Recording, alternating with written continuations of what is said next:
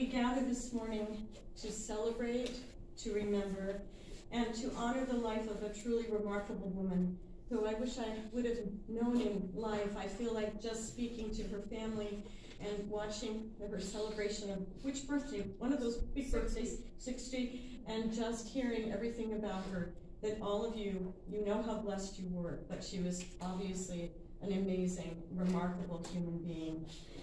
She was the beloved wife of Mark, loving mother to Stephanie, Brian, and Josie. And she was also what I like to call, instead of mother-in-law, I like to call mother of love to Larry, Luz, and Audrey. She was a treasured grandmother to Caden, Carson, and Helen. I hope I'm good, okay. Philip and Lulu, and James and Ellie. And she was also the precious daughter of Sylvia and Robert of blessed memory. She was the loving sister of Cheryl, Gail, Janet, and Lisa. And of course, instead of sister-in-law, sister of love to John, Gian? Did I do it? John and John. Okay. All right, and Bob. And of course, loving friend to so many of you who have gathered this morning. What we are doing today in Hebrew is called Levaya, and Levaya means accompaniment. And so we come here to basically accompany Beth's neshama. In Hebrew and in Yiddish, you call it the Gutna neshama, which is the good soul. And that good, amazing soul of hers, we come to accompany her soul while it ascends to the highest places and what we call Gan Eden, which is paradise. And also we come to accompany you, her family, as you begin to walk this path on earth without her beside you. We also come to notice all of the soul prints. In our tradition, just as I touch this bima, this podium, I'm going to leave fingerprints, I'm going to leave a handprint.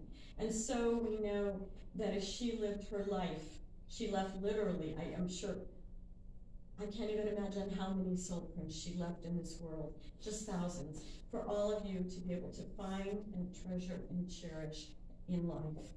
And we also, of course, will later, with her family, we will accompany her to her final resting place on earth. I want to begin with several blessings for Beth's family. Baruch atah Adonai Eloheinu melech haolamim hakarov v'nishbarei lev v'darkei ruach Yoshua. Blessed are you, sustaining one, our God, life of all the worlds, who draws near to the brokenhearted and helps those who feel despair. And we say, Amen. Baruch atah Adonai Eloheinu melech haolam menachem avelim. Blessed are you, compassionate one, our God, life of all the worlds, who consoles those who mourn. And we say, Amen. In our tradition, we always turn to the book of Psalms for comfort. So I'm going to begin with Psalm 16. Shiviti Adonai lenegdi tamid, ki mimi balemot, lachein semach libi, v'vayagel kivodi, af bisari yishkon lavetach. I have set you, eternal God, always before me. God, you are at my side. I shall not be moved. Therefore, my heart is joyful. My soul rejoices. My being is secure. For I know you will not abandon me in the darkest of places. I know that I am forever held in the embrace of your compassion. Amen. I turn now to Psalm 23. And of course, Psalm 23 was written by King David, who was a warrior. And so you hear a line in there which doesn't seem to fit for modern times necessarily, especially if you're not in the armed forces. It's that you, God, prepare a table before me in the presence of mine enemies. And so, especially we think to ourselves, well, what could have ever been an enemy of that? Clearly, there are no enemies. So then what does it mean? Well, first of all, the prepared table is all of you, because you were there for her in this last very difficult journey. You were all there. You were all sitting at the prepared table with her. And certainly, enemy in Hebrew, tsarai, can translate as troubles. So all of us do encounter troubles in life. And so you were there for her. You were there at the prepared table, all of you. So I will begin the psalm in Hebrew, and then I know that we have a translation in here so that all of you can join me in the English of the psalm. Adonai roi lo exar, binotesh yarbitzeni, almei menuchot, yinach alehi, nafshi, nafshi, yishovev. Let's join together. The Lord is my shepherd, I shall not want. Thou makest me to lie down in green pastures. Thou leadest me beside still waters. Thou restorest my soul.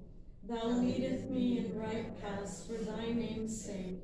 Yea, though I walk in the valley of the shadow of death, I will fear no evil, for thou art with me. Thy rod and thy staff, they comfort me. Thou hast prepared a table before me in the presence of my enemies. Thou hast anointed my head with oil. My cup runneth over. Surely goodness and mercy shall follow me all the days of my life, and I shall dwell in the house of the Lord forever. Amen. And I invite you now for just a moment. I just want to chant one of the verses. And I know I see all of you in the remarkable colors, and I know that's the radiant celebration that you are bringing for Beth. So what I want to do, I'm going to chant, you'll hear Kosi Ruvaya, and it means my cup runneth over. And so for just a moment, be in that place and recognize how your cup of blessing runneth over because she was in your life. Kosi Rivaya, Kosi Rivaya, Kosi Rivaya, Kosi Rivaya, Kosi Rivaya, Kosi Rivaya, Kosi Rivaya, Kosi Rivaya. So I know we all recognize that, how your blessings overflow. This is from Psalm 121. And this really is going to apply when we take Beth to her final resting place on earth. Basically, this psalm begins, I lift up my eyes to the mountains, and I know that she has been living in this glorious valley with all these mountains surrounding her, and she still will be resting there in Evergreen Cemetery. Esainai el hechorim me'ayin yavu ezri. Esainai el hechorim me'ayin yavu ezri. Ezri me'im Adonai osei Shamayim va'aretz. Ezri me'im Adonai osei Shamayim va'aretz. I lift my eyes to the mountains. What is the source of my help? My help comes from Adonai, from you, God, the source of all. the one who watches over each one of us, the power that sustains life even in the midst of death. God will keep you from all harm. God will keep your soul safe in your going out and your coming in, now and forever. Amen. And this is from what I'd like to chant now is from the book of Kohelet, what we call Ecclesiastes. This was written according to tradition when King Solomon was over 300 years old. We don't know how they marked years, of course, but it took him that long to attain wisdom. So I'd like to say, I think we all recognize that a short amount, because it feels that way, of life that Beth was given here on this earth. She certainly attained a remarkable wisdom. L'kol ziman va'ek l'kol chefetz tachat hashamayim ek laledet va'ek lamut. For everything there is a season, a time for every purpose under heaven, a time to be born, and a time to die, a time to plant and a time to uproot what is planted, a time to tear down and a time to build up, a time to weep and a time to laugh, a time to grieve and a time to dance, a time to throw stones and a time to gather stones together, a time to embrace and a time to refrain from embracing, a time to seek and a time to lose, a time to tear and a time to sow, a time to keep silence and a time to speak. And in the life of this family, this is sadly a time of tearing. In just a moment, I'm going to ask Beth's family members who are wearing the Kriya ribbons to rise. And Kriya in our tradition, essentially it means tearing.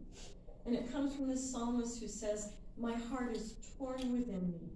And so to show that inner tearing, we tear cloth. And I know that sometimes it's not even enough. And so when you return home, if there's something that you feel like, Beth, I want to tear this for you, is it all right? You can tear that. It helps to release and to really express what's happening inside you. So if your family, if you would rise and have on the ribbons, please.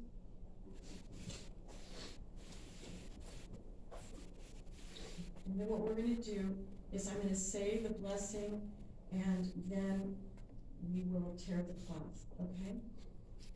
And if you want to repeat the blessing after me, all right? So it's in Hebrew, but I think we'll do it. Here we go. Baruch atah Adonai, Baruch atah Adonai, Eloheinu melech haolam, Eloheinu melech haolam, Dayan ha'emet, Dayan ha'emet. And all of us here say Amen. Amen. And then let's tear our ribbons. And if they fall out, please just pin them back on. Yeah, absolutely.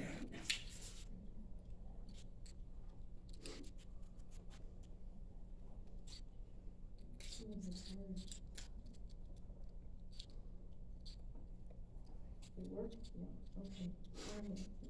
Okay, please be seated. If it didn't work on the side, try the bottom. Did you try? Well, you know, I think it should be hard, probably, right, to do that. Now we're going to continue with a prayer of remembrance. And there's traditional verses that we say, and after each verse we will together say, we will remember her. And then I added in a couple of verses that are just for her. In the rising of the sun and its going down, we will remember her. In the blowing of the wind and in the chill of winter, we will remember her. When we are loving our families with a radiant, wholehearted love, we will remember her. In the opening of buds and in the rebirth of spring, we will remember her. when we are being created with clay, with ink, with paint, with material, with whatever we find, we will remember her.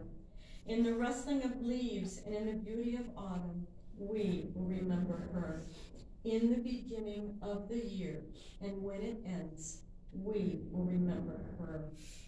When we are being empathetic, loving, fun, and full of life, we will remember her. When we are weary and in need of strength, we will remember her. When we are loving and caring for our pets, all breeds, and even no breeds, we will remember her. When we are lost and sick at heart, we will remember her. When we are being a true good friend, we will remember her. When we have joys we yearn to share, we will remember her. As long as we live, she too shall live, for she is now a part of each one of us, as we will remember her. Amen. And this prayer written by Holocaust survivor Isla Richardson. And I just put one verse in for Beth, but you'll recognize it. If I should ever leave you, whom I love, to go along the silent way, grieve not, nor speak of me with tears, but laugh and talk of me as if I were beside you there. And when you do something of the amazing many, many things that I loved, when you do that, please do not let the thought of me be sad, for I am loving you just as I always have. You were so good to me. There's so many things I wanted still to do, so many things to say to you.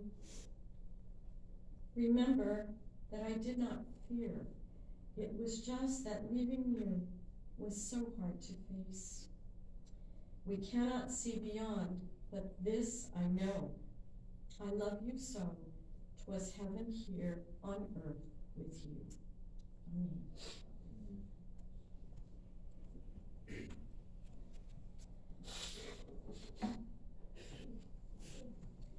So now what we're going to do is we're going to begin to share memories of Beth, and what I'd like to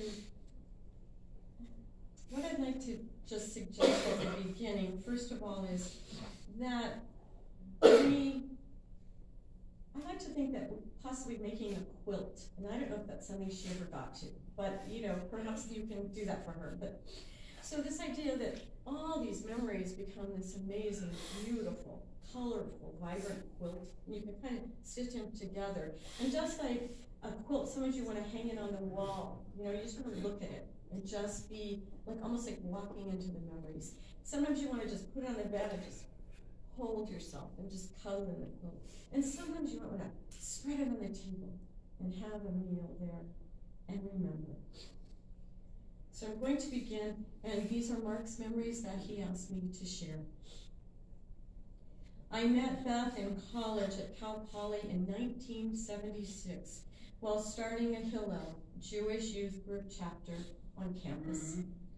She found me at our first meeting and volunteered to be the secretary so she could be close to me. In 1978, she asked me to marry her.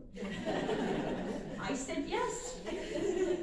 We were married on August 30th, 1979, and last year celebrated 43 years of marriage, and more important, a lasting friendship. We loved each other dearly through thick and thin. We had 3 great kids and 7 grandchildren. What more could you ask for? Beth was a very creative person. She liked working in clay, and we built her a home studio. She tried out all the latest hobbies, painting on shirts, stuffed penguins, beeswax candles, jewelry, alcohol inks. I have no idea what that is. I can't even remember them all. In 2016, she got into Poshmark. and started selling used, is that how you pronounce it? Yeah. Okay. And started, I don't know what it is, but I'm gonna find out. She started selling used and new clothes online, as well as developing her own fashion sense and body positive attitude. Fierce, she described it. Her Poshmark stats are 2,187 total listings, 123,833 followers, 1,723 sold items for $28,000 over 6 years. Pretty amazing. She posted her fashion sense on Instagram to her 1,670 followers. Her Instagram name was Glitter Glamour? I like it. Glitter Glamour, where she described herself as an unapologetic fat girl and a fashionista. She and Facebook friend from Germany started a plus-size Facebook group with over 2,500 members, designed as a safe space for plus-size women to post clothing ideas and photos. Amen to that. We moved to Tucson in 1994 because of my job, Mark's job. Beth got a job as a pet groomer. From that point, she was a pet lover and a standard poodle fanatic. She owned 3 of them, Shayna, Libby, and Toby. She learned from a local groomer who taught her the ropes. Eventually, she opened her own dog shop where she groomed Oprah Winfrey's dogs. Okay, how did the dogs get here? Just tell me. I know she's from Chicago, right? Okay, don't even tell me. All right. She was staying here. All right, okay. Then she sized down and went house to house. She retired in 2018, and we started living the retired life. At 62 years old, she decided to get a tattoo. I'm amazed at this. What bravery, I think. A large, colorful, plus-size mermaid on her shoulder. She was so happy she got it and so proud. She had hip replacement surgery and shoulder replacement surgery in 2020, Achilles tendon repair and bariatric surgery in 2022. I am saddened that she never got the chance to enjoy the benefits of all that surgery. More than that, I lost a spouse and best friend that I could not share the retired life we worked so hard for. Beth always underestimated her own capabilities, but once she put her mind to something, there was no stopping her. She was a loving, giving, caring spouse, mother, grandmother-in-love, grandmother, friend. These are grandchildren, some of you are, yeah, fine. And human being, and I will miss her terribly. Amen. From Mark. Then I want to, these are Stephanie's words. Which one? We share name. This is amazing that a daughter can say this about me. My mom was the most selfless person you will ever meet. She was empathetic, generous, creative, loving, and just overall fabulous. Everyone who knew her loved her. She was the best stay-at-home mom to my siblings and me, and the most often grandma to all her 7 grandchildren. My mom and dad taught my boys to play poker and blackjack. Mom would spend hours in the pool with the kids when everyone else was ready to get out. She watched cartoons and movies with them, did arts and crafts projects, and sat on the floor playing cars, superheroes, and board games. Going to Grandma Beth's house was one of their favorite things to do. She spoiled them to death, as many of her Instagram followers have posted. The world is going to be a little less bright without her in it. Her accepting, kind, encouraging personality is a big part of what I will miss most. My mom was always there when I needed her. No questions asked. Not being able to call her up or just stop by her house is going to be really hard. Rest in painless paradise, Mom. I miss you and love you always. Amen.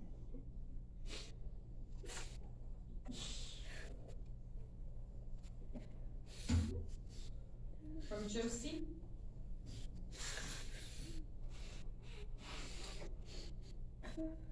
My mother was a beautiful person inside and out. She was always trying to better the lives of those people she encountered. Empathy, compassion, and trust were her tenets. Even when they led her to be taken advantage of, she chose to see the best in everyone. Practicing empathy has always been very important to me, and I believe that comes from what I have witnessed my mom do for others. She was strong and bold, unafraid to speak her mind and declare her intentions. Her family was her everything. She had an unquestionable and radiant love for her parents, sisters over here, husband, children, and grandchildren. I consider myself beyond blessed to have had such a bright influence in my life that has helped shape me into the person I am today. I love you so much, Mom. May you rest in peace. Amen. So now what I'd like to do is first invite Beth's sister Cheryl, and she's going to speak. And when she speaks, she's also going to include memories of Beth's sister Janet. Right? Is that what's happening? Oh, all of them? All of them. Okay. You're speaking for her? Okay. Gail.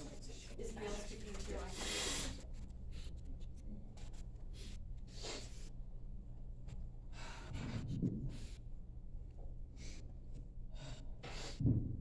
Beth and I have always been opposites. I'm more like my dad. Beth was more like my mom. Where I was the moon, Beth was the sun. Where I had very few friends growing up, Beth had a lot, although some of them were strange. In fact, we are only now realizing the huge number of social media friends Beth had. Beth was always a free spirit growing up, where I was a closed door. I believe that Beth and I were as close as we were because, like Bob and Sylvia, two halves make a whole. And Beth and I were opposite sides of the same piece of bread, held together by our parents and our sisters. From the perspective of we Beth sisters, Beth was the life of the party. Beth was loud and proud. But most of all, Beth was fun. Talking with my sisters, by far, the most fun we ever had was the sisters' trip, and Mark, to San Diego. The highlight of that trip was the five of us belly laughing in the middle of the street in old San Diego after Lisa's walker collapsed with her sitting in it. Beth's positive energy and spirit were displayed in her posts and images on social media. Beth was the queen of posing, and seeing her on TikTok videos was like watching a 10-second fashion show. If I had to pick a song that best describes Beth, it would be All About That Bass by Megan Trainor, who sang, you know, I won't be no stick figure silicone Barbie doll, so if that's what you're into, then go ahead and move along. We will all miss shopping with Beth. Her energy was infectious, and her style can only be described as fashionista. Beth wore on the outside the persona she had on the inside, bold, authentic, and undeniably unique. Gail, Janet, Lisa, and I are all agreed that above all else, our sister Beth was a free spirit in life. And now her spirit is truly free. Rest in peace, Beth, we love you.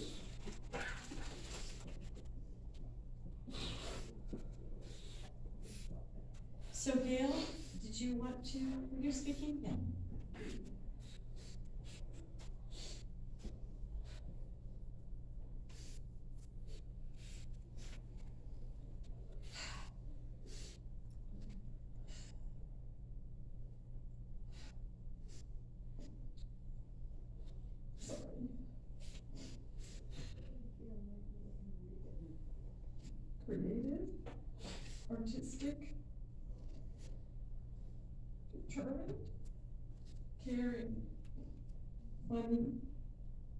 animal lover, traveler, good friend, and most of all, good sister.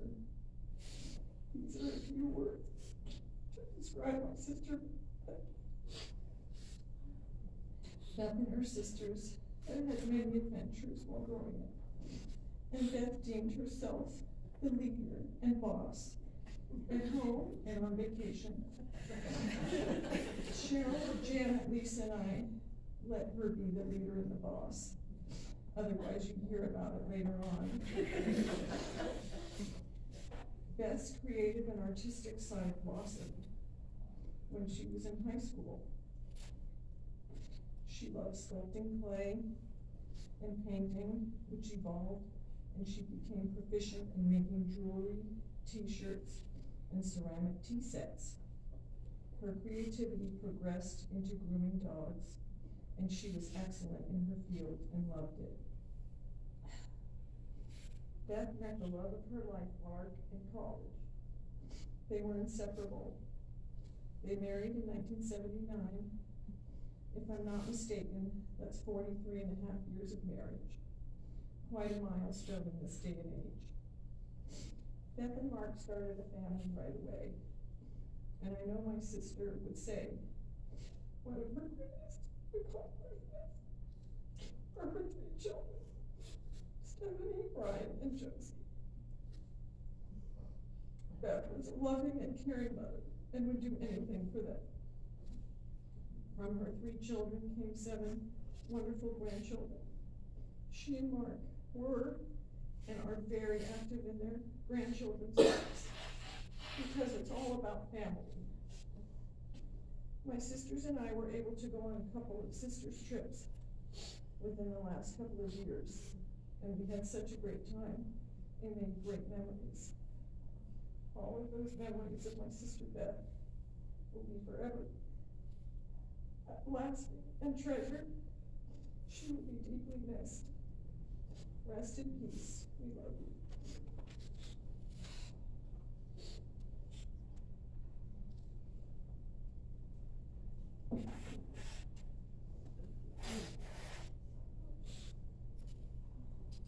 So I'd like to share Lisa's thoughts. Where's Lisa? There you are. Hi. All right. Beth was my beautiful and very colorful big sister. We were both very much alike, like 2 peas in a pod. We thought alike, dressed alike, and even sounded alike. I've gotten to know Beth much better the older we got. We formed a beautiful relationship between the 2 of us. We have 8 years difference between the 2 of us, so I don't remember very much of our younger years. The 2 of us really bonded as adults. Beth and I had wonderful times together at the beach, my mom's house, shopping, anywhere we went together. Beth and Mark helped me in my time of need. I will miss her dearly. I love you, my sweet angel sister, Beth. Now I'm going to read all the way from Israel. This is from Beth's niece, Rena. The real tragedy when someone dies is all the living we feel they had left to do. Beth was one of the few people who truly lived. She lived loudly, she lived authentically, she lived beautifully. She brought joy to everyone around her, and she taught others how to love themselves. She made life fun. She was an incredible wife, mother, grandma, sister, daughter, and to me, Rena sang, an aunt. Growing up, I was always so excited to see her, to spend time with her, just to be around her for a little while and enjoy her energy and spirit. I'll miss her dearly, and I pray that God comforts all those who miss her as well. May her soul reach the highest heights, and we know it is. Amen. So Brian, would you like me to read what you wrote, or do you want to read it before we? Will you read it, Bruce? Yeah. Okay, so I'd like to, it's right here. Right. So my mother-in-law was the most unapologetic person I had ever met. She did, said, and wore whatever she wanted and encouraged all of us to do the same. I love getting to know Beth as a person. We shared so many stories and memories and had so many great times together. I loved all our conversations and all our trips and all our spontaneous moments we got to spend together.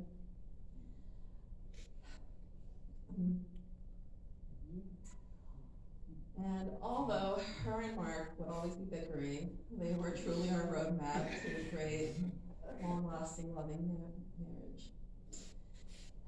She loved you guys so much. She always admired Stephanie's strength.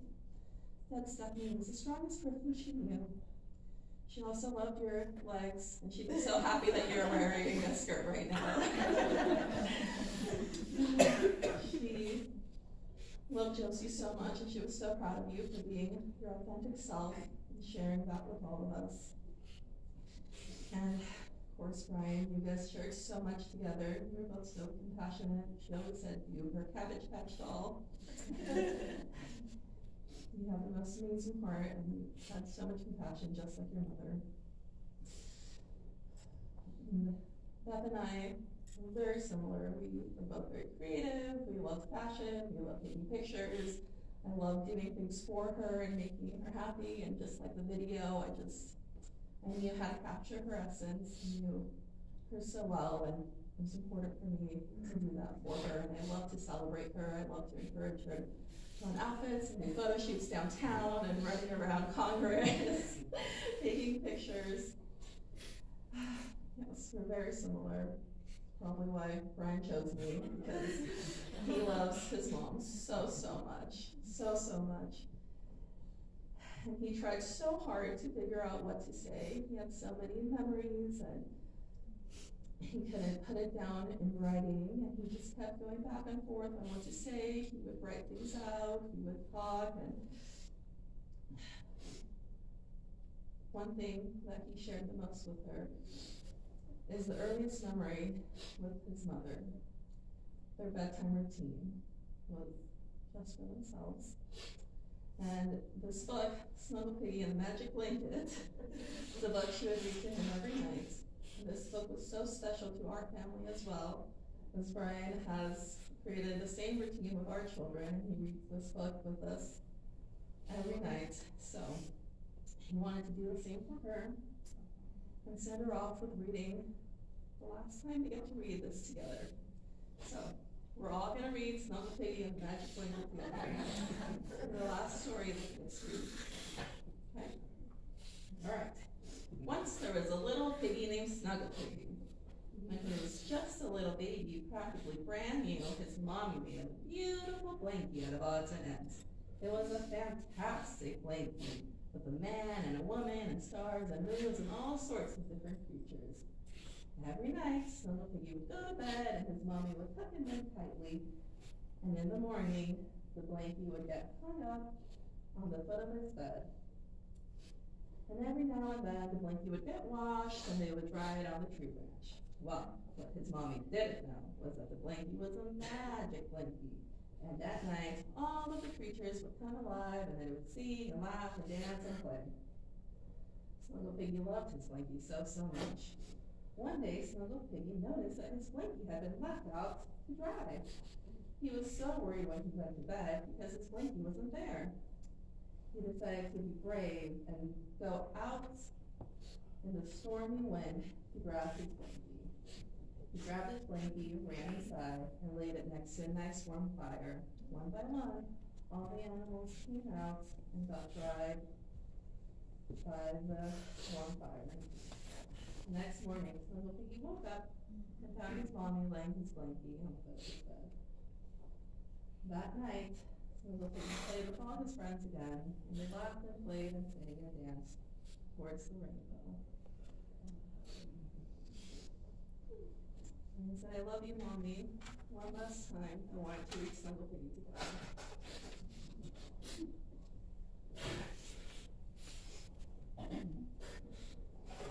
Thank you, Luz. Thank you, Brian. So I want to think about that tree you I don't think you knew this when the blanket was hung on the tree all these years, but today actually happens to be a Jewish holiday. It's called Tu B'Shvat, and it's the New Year for the trees.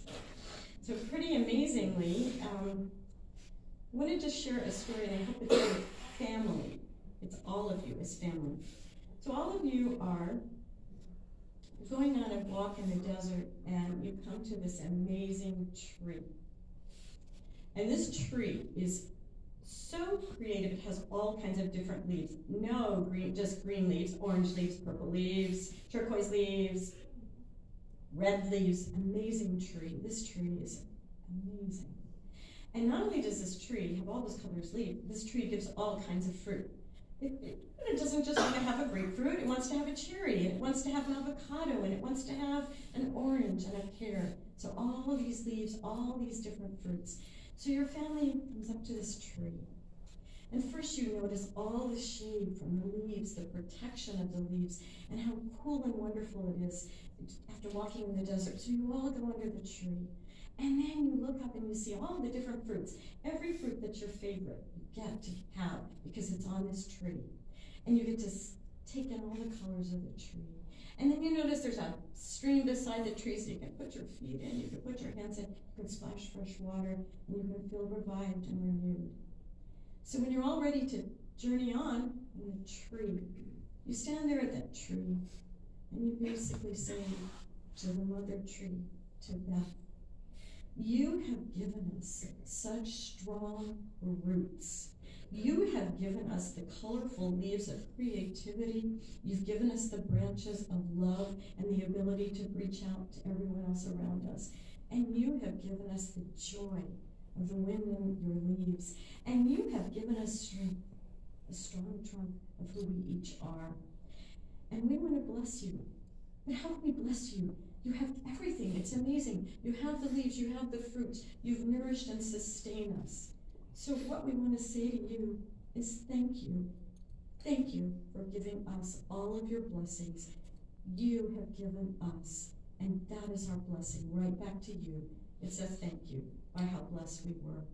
And so today, remember, whenever you think about this day, I hope you'll think about Beth as that amazing tree of life for this community and for all of you.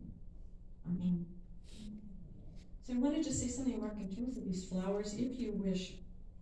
So I don't know how many of you are aware that at a Jewish funeral, when we actually will take Beth to her final resting place on earth, we actually begin to do the work of burying her. We begin to place earth on her casket. And that is what it's called. It's an Ashkenazic Jewish custom, and Jews from Eastern Europe mainly. Sephardic Jews also do this. Jews from Western Europe, France, Spain, and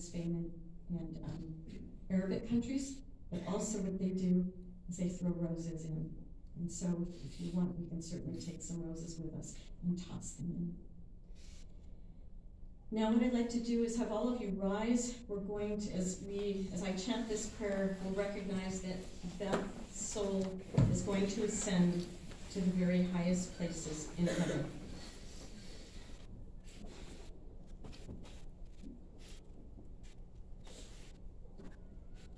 El Malei Rachamim, Shochin Bamromim, Hamitzei Menucha Nechona, Tachat Kanfei HaShechina, Im Kedoshim Utorim, Kazohar Harakia Masirim, Et Nishmat Batya Bat Rachmiel Shehelcha Leolama Bal Harachamim Yastirecha B'Seter Kenafav Leolamim V'yitzror HaChaim Et Nishmata Adonai hu nachalata, v'tanuach b'shalom al mishkava,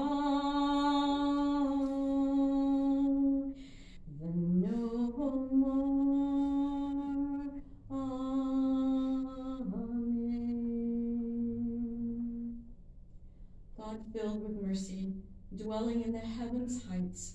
Bring proper rest in your sheltering presence, amid the ranks of the holy and the pure in Gan Eden, the Garden of Eden, paradise. Illuminating like the brilliance of the skies, the soul of our beloved Beth Batya Bat Rachmiel. She has entered eternity. God of compassion, let her find refuge in your eternal presence. Let her soul be bound up in the bond of everlasting life. May her rest be in Gan Eden, and weave her soul into the web of life. God, you are her inheritance. May she rest in peace. And let us all say, Amen. So as we remain standing, our service is concluding, and we're going then down to take back to our final resting place. But just before we do that, I want to ask one more thing of each one of us. In our tradition, I know a lot of you have heard the word shalom, and you associate it with peace, and some people know it's hello and goodbye. But actually, it comes from the root shalem, which means wholeness. It means fulfillment. It means completeness. It means harmony and peace. So what I'd like us to do is acknowledge the fullness, the harmony, the completeness, the fulfillment of Beth's life, even though she was taken far too soon, and say shalom for her. So 3 times, let's say shalom with me. Shalom, shalom, shalom. Thank you so much, and we're concluded now. Thank you everyone for being here.